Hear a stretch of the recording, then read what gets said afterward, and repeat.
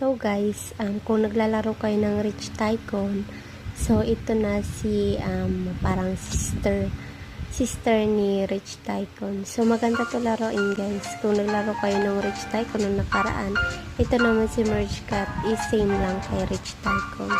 So ayan guys.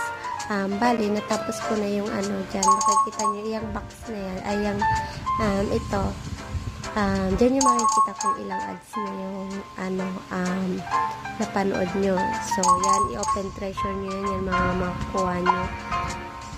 Tapos, guys, ayan pa lang yung nakukuha ko.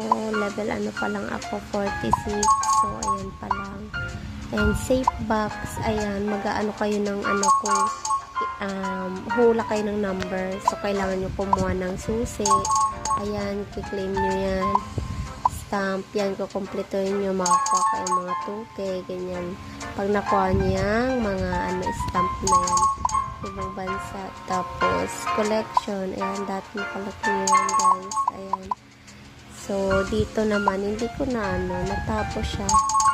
Kaya kailangan pala diskarte dito para makuha mo tong plus tong key para makahula ka ng So, yun lang. Madali lang siya. Kaya kung naglaro kayo ng Rich Tycoon, same lang siya dito kay Merge Cat. So, yun lang.